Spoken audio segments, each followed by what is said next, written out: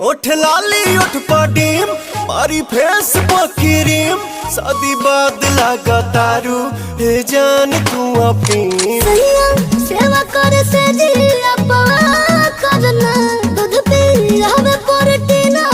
मिला करना तबे भइल बा कमरिया मोर चाह करना तबे भइल बा कमरिया मोर चाह करना